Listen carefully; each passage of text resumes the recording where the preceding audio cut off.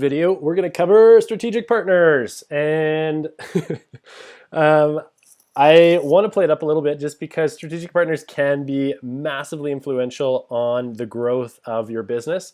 And most of us, to be honest, just don't focus on it near enough.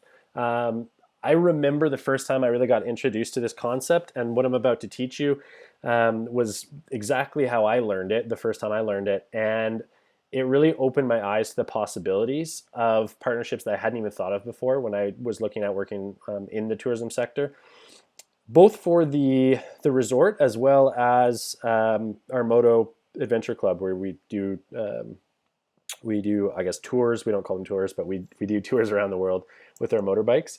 And strategic partnerships have been actually super influential for us. So I want to share with you how we went through that strategy and essentially what worked for us, because I know that it can work for you. So let's jump into things here. First, why bother with partnerships?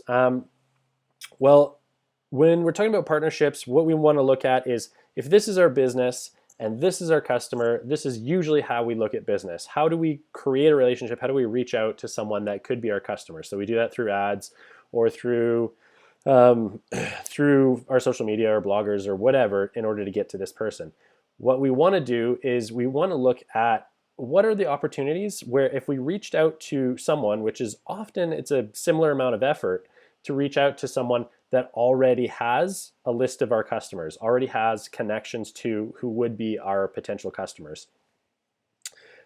Essentially, for us to make each of these individual connections is going to take a lot more effort than for us to reach out to the one individual that can leverage their trust and tell their people about us. And that's really what we're doing, is we're leveraging this person's the trust they've already built up with their audience, and we want them to tell tell their audience that they can trust us as well, because it takes time to build that up. And what I'm going to introduce you guys to is the concept of your Dream 100. So your Dream 100 is looking at this individual here and saying, if we were actually to put together a list of the top 100 people that would have an impact on our business, if they knew about it, who would those people be? And you start building your list. You literally will build an Excel spreadsheet with 100 people in it that you want to reach out to, you want to create relationships with, because they already have the people that we're looking for. So let's look at what kinds of partnerships we can get into, and then we'll talk about how we actually build it. First, we've got affiliates. Affiliate is a partnership where it's kind of a mercenary partnership. In my opinion, they're good to have, but they are the weakest kind of form of partnership. An affiliate means that this person is promoting your product or service in exchange for money. You pay them a cut and they'll promote for you, and that's usually as deep as that relationship goes. Joint ventures, often this is the most common type of partnership that you'll see, where you will partner up with somebody that has a client base that is the clients you want, but their service is typically a little bit different. And so what you'll do is you'll go to them and you'll say, hey, tell you what, I'll promote you to my list, and you promote me to your list, or to your people, and that way we both get exposure to each other's clients, which are the same type of clients, but maybe we offer different things. So, for example, let's just say that the real one, I guess, that I've formed is we rent cabins, and we went to a guy in the local area who did dog sled tours. And even if we do tours in different ways, we do canoe tours, or we do ATV tours, which they do as well. But I'm going to be honest with you, they do a much better job. This guy does a much better job than we do, because that's all he does is tours. And so I go to him and say, yeah, we could do this, but at the end of the day, I want my guests to have the best experience possible. How about I tell all of my guests about you, and I try and promote you, and vice versa. So you tell all your guests about us. And for him, he does tours. He also, you know what, to be honest, he's got, I think, 2 little cabins that people can stay with if they want to stay with him. But again, on the cabin side, on the accommodation side, he doesn't do near as good a job as we do, or have as nice a setting. So I go to him and I say, hey, I'll promote you and you promote me, and we promote each other, and therefore we both get exposure. That's an example of a joint venture. The last type is a strategic alliance. So what's a strategic alliance? A strategic alliance is when you join forces, and by joining forces, you pool your resources. So usually it's money and sometimes time as well. So example of a strategic alliance, really good one would be, hey, you know what? There's maybe our region where I want to get exposure to our region, and as opposed to going to the DMC or the DMO, we say, all right, for our region, we're going to pool together. So case in point, we created a little alliance one time with all the resorts in our neck of the woods, and there was, I think, 4 of us. So little resorts that were in the North Okanagan, and then we pooled all of our resources together so that we had enough money to actually field a couple of booths at trade shows. Where if we each had to do that individually, it would have cost us, or it would not have been worth it. It would have been cost prohibitive for us to go to those trade shows, and it wouldn't have been worth it. But if we pool our resources and we only have to spend a quarter of the money to get exposure, then all of a sudden it becomes a little bit more worth it. On that point as well, if you're going to do trade shows, you have to have a really good strategy, because most of the time it's not worth it unless you have a really good strategy going into your trade show. But that's an example of an alliance. We'll talk about it a little bit more in a second as well, when it makes sense to form alliances. So let's talk about the process. There's a few steps in the process when it comes to forming partners. Let's walk through what those are. First is you got to define your objective. What do you actually want to achieve as a result of this partnership? And be specific with it. So is it because you want more clients? Is it because you want exposure, credibility, adding value to your own clients? What is it that you want? Make sure you know that before you go into it. I literally had a conversation today with someone again on this, which is define your objective first. What's the end result you want? Otherwise, you're just going and you're just doing things. In this case, this person I was talking to, they offered tours, and they literally have been going around for the last 6 months giving presentations to local organizations about what they do, and they literally had no idea what they wanted as an end result for that. They just told people about what they were doing. They didn't know whether they wanted people to join, to volunteer, to help, to get exposure, to ask for money. Like, they didn't know why they were going and making these presentations. They're like, oh, just to create awareness. Not good enough. You need to know what is it that you want. What's the end result? So define your objective. I'm not going to spend too much time on these guys because I know that you can read. You can pause this, read the slide. So make sure that your partner is beneficial. Big points for this are, don't have the exact same target market, have similar target markets. So you're looking for people that are potential guests or interested in experiences, but they're interested in a variety of experiences. You provide one, your partner provides another. So no direct competition. We also want to make sure that they have a big enough customer base to make it worth their while. If they've got like 3 customers and that's all they've ever had, usually not worth your time and attention to focus on creating a partnership with them. Obviously, they need to have a great reputation. And the big one is you need to make sure that you can add value to them before you ask them for anything. And this is the way that we have to approach any partner is, hey, this is what I can do for you. Otherwise, they're not going to listen to anything I have to say after that.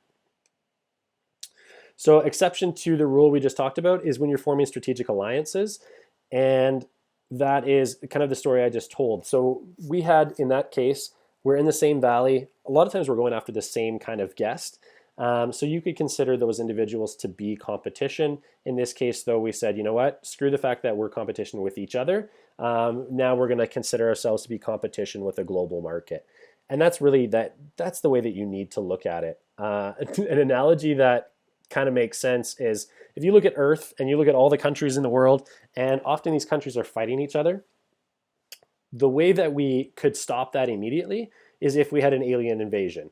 As soon as we had an alien invasion, guess what? Every country here on Earth would say, hey, we got to put aside our differences and we got to pool our resources to take on this common enemy. It's the same way you need to look at your local area. Your local area, you are in this together. You can't see those individuals as your competition. So look at that as opportunities to create alliances and help each other out, because really your competition is going to be further reaching than just the same people in your area.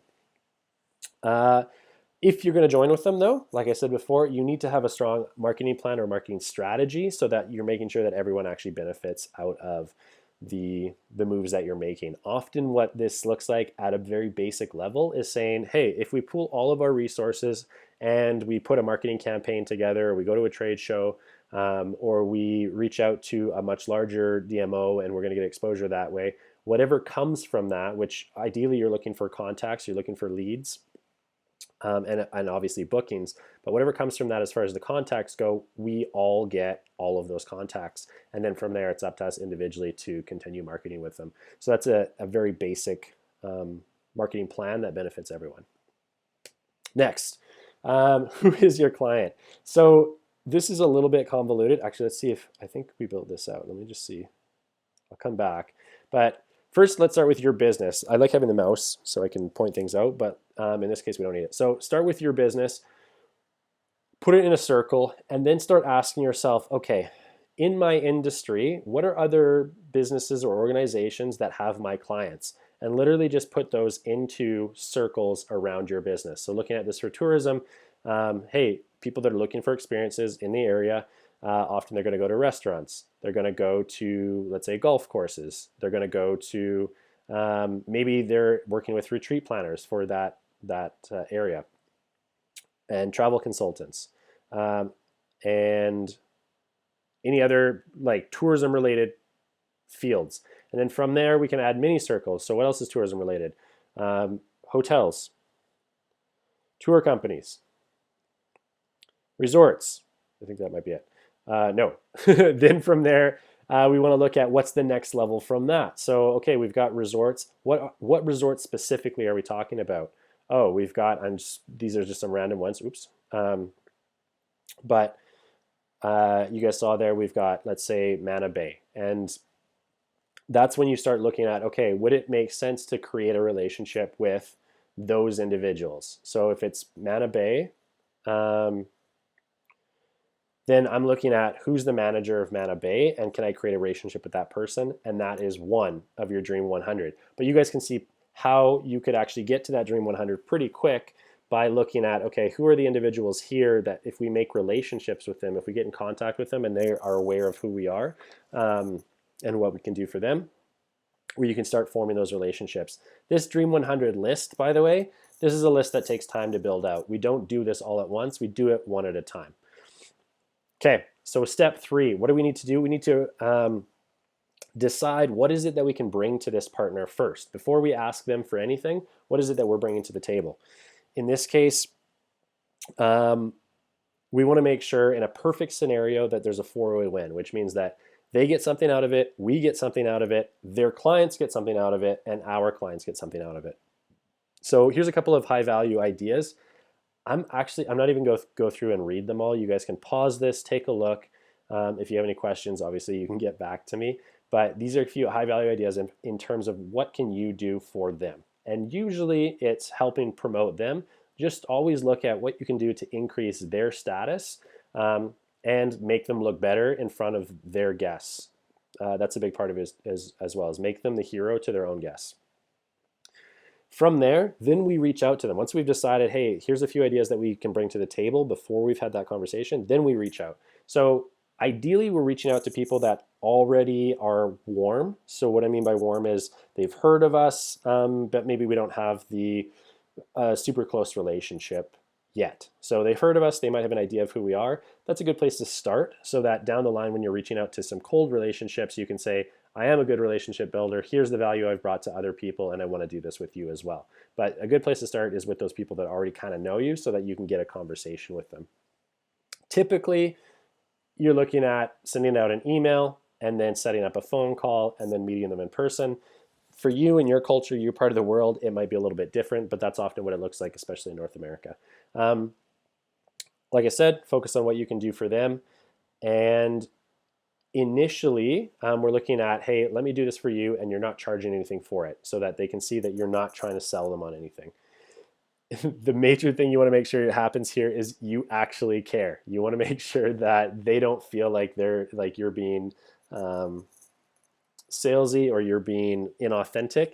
You do actually need to care about their business growing, and you need to understand that you caring about their business growing, it also has an impact on your business growing. So I don't know what to say other than that.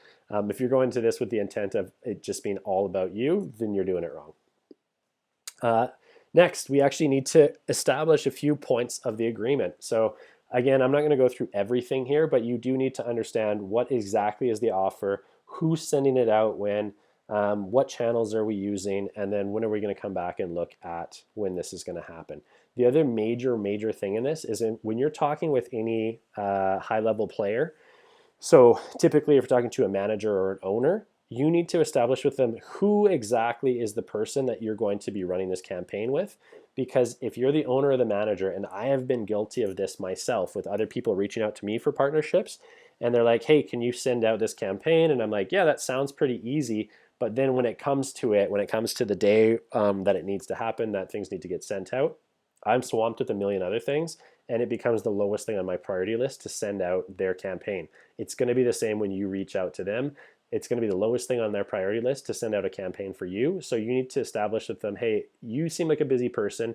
Who is it that I can be in contact with to make sure this goes out? Often that will be some other admin individual in the organization that's going to make sure that kind of thing gets done. So even though you're talking to the owner or the manager, make sure you establish who's actually going to do this, because it's usually not going to be them.